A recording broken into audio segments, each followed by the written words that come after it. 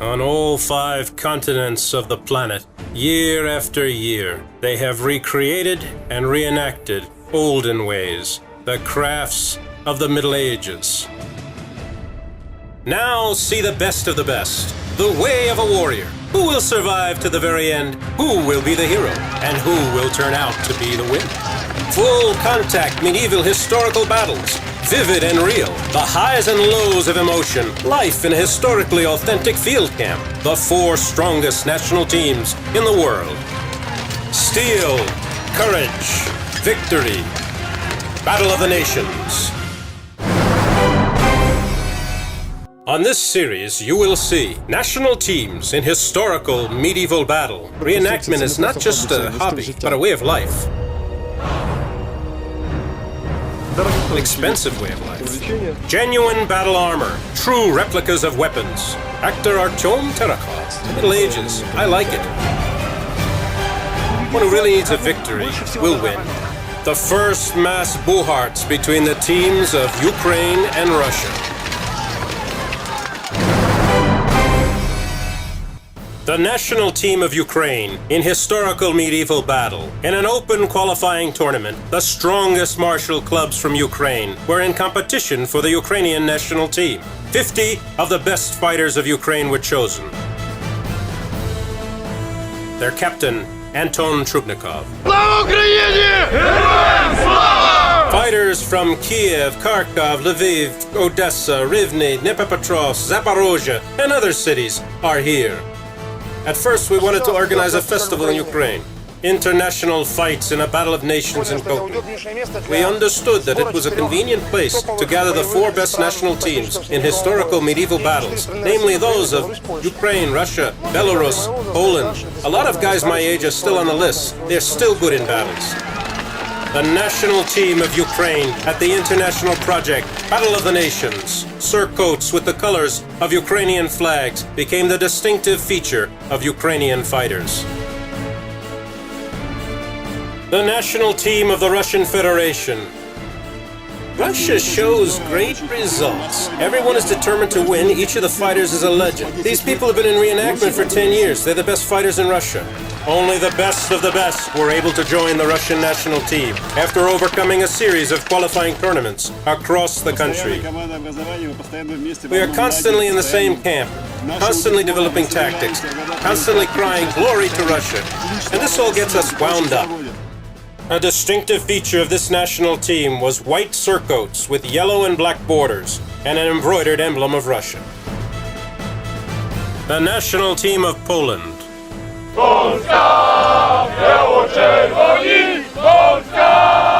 The captain is Hubert Filipiak. We were invited to the Battle of Nations by our friends. I organized a rally of captains whose teams practiced buharts in Warsaw. So we gathered and got an invitation to the festival Battle of Nations. And we decided that I would be the captain of the team, and together with my friends from other clubs, we would gather our national team, attract fighters from different regions of Poland.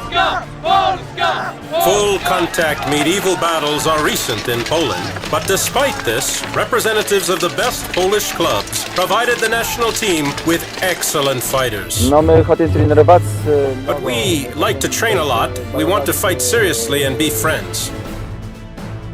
The best fighters of Poland are at Battle of the Nations. The national team of Belarus. Fighters from all over the country. Ivan Kravtsevich, captain of the team. We take part in all nominations. We have enough men and are ready to fight.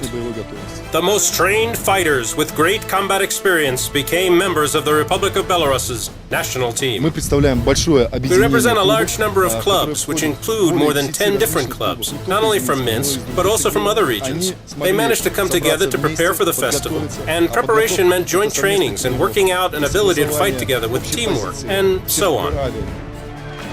Belarusian national team conducted diligent and serious preparations for Battle of the Nations. The most important thing is that we are a single team, and as for our fighting spirit, it's always high. All the fighters of the national team of Belarus had the same surcoats, and a white bison on a blue background became the symbol of their team. To participate in historical medieval battles, you must have a full range of medieval weapons. A fighter chooses weapons depending on the features of his combat skills and aims. All elements of the medieval weaponry are handmade and tailored to the owner. A full medieval protective complex includes body armor, protective elements for limbs, head and neck, hands, and sometimes feet. Armor should be historically authentic, reliable, and impact resistant, and relatively light, not more than 30 kilograms. Only an experienced master can provide the proper combination of all these characteristics in armor. Armor is quite an expensive thing, and an expensive hobby. A cost of an armor kit together with weapons is about $1,200 to $1,300. An armor of higher quality and authenticity may cost $5,000 and even more. During festivals, reenactors have to take care of the technical condition of their armor, maintain high levels of aesthetic appearance to get rid of rust and dents. Often the quality of the equipment greatly affects the outcome of the fight. It's easier to put on armor with the help of a squire, but many prefer to do everything on their own. Usually it takes 15 to 20 minutes for a fighter to put on armor. All armor elements and all weapons have their scientific names, history of their appearance, and special design features. This helmet is called a hunskull, and that means a dog's muzzle. According to the shape, the helmet is called a bassinet. According to the kind of visor, it's a hunskull. The gauntlets are called hourglass gauntlets because they resemble an hourglass. The struggle of medieval technologies and the competition of workshops, just like those in the distant and heroic times. Selection of armor. They should choose a historical period and region for reenactment. They make this choice according to their opportunity. Today's market for reenactment items can provide armor of medieval Europe, Rus, and other regions.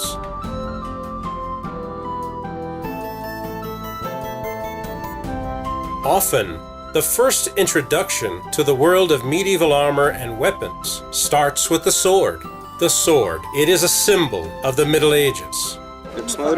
May I have a look? Yes, please. It's a Rus sword, a Varangian one of the 10th century. I like the smell of leather. Any sword needs a master. A master warrior.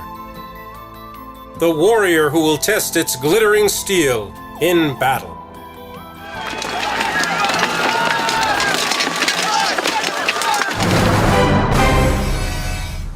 The time of the first agreed bullhearts is coming nearer. The fighters from Ukraine get ready for battle and are preparing their armor and weapons. And here come their opponents, the fighters from Russia. Who will win today? Ukraine or Russia? I think the one who really needs a victory will win. A minute before the battle, marshals are checking replicas of the weapons one more time. I will go to win. Forward to the attack. Ukrainian and Russian teams are on opposite sides of the list. Captains instruct them before the battle. The judges are ready. The audience is in suspense. The first battles of the Battle of the Nations begin. 3 seconds before the fight. Then comes the command. To the fight! The Russian fighters begin their attack. On the right flank, we see a group of men in a distributed line. Then, a sharp spurt to the right flank of the Ukrainian team. In the center of the list, the lines are closed. The struggle is in full swing. At this time, the fighters from the Russian clubs are actively attacking on the left flank. We can see an acute struggle which may lead to the encirclement of the Ukrainian fighters. Confident, the Russian fighters break into the rear of the Ukrainian team, while the Ukrainian rear guard demonstrates confusion and indecision. Blows and more blows, and the Ukrainian fighters are almost encircled. Heroic actions of individual fighters from the Ukrainian clubs are holding back the swelling tide of their opponents, but the main force in the center falls under the blows of rivals. The command to stop the battle comes. The Russians have won this Bohart. A video recording shows us a flanking, turning movement of the Russian fighters from the right flank. While a group of Russians were actively and sharply attacking the left flank of the Ukrainians, the main force was at the center of the list. While the defense team of the Ukrainian flank, instead of taking urgent measures to counterattack their opponents, demonstrated sluggishness and retreated.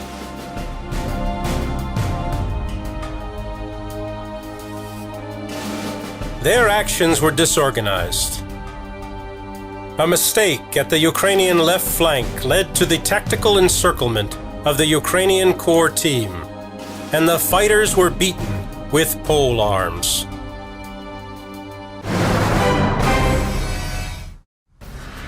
Soon, the command to the fight will be given, and the men will take their places to participate in the second Buhart.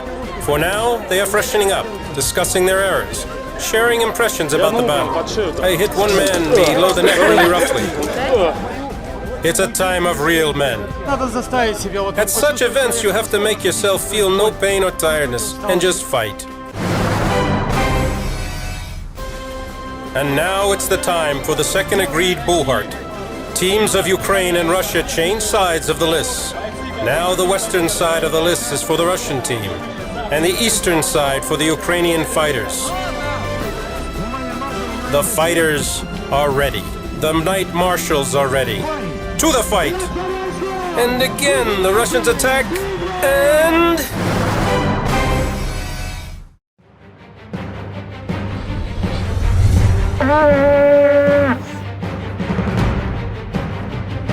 we reenact not only wars, but also everyday life. I asked if we will fight. He says we will. Not just some clubs, but national teams arrive here. Specific teams. We see them for the first time. Only the best fighters get here. Russians are so tough that it's scary. It's very difficult to win.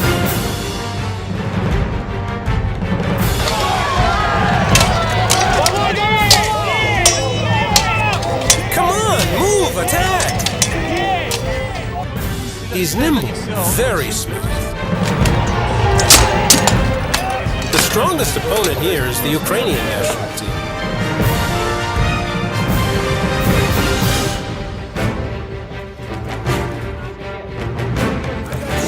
Why did you take Goranov? We trained a lot, so we hope to win. I was in the middle of the fight, so I can tell why we lose. I can tell why I lose. We are the strongest, the most skilled, and we will win.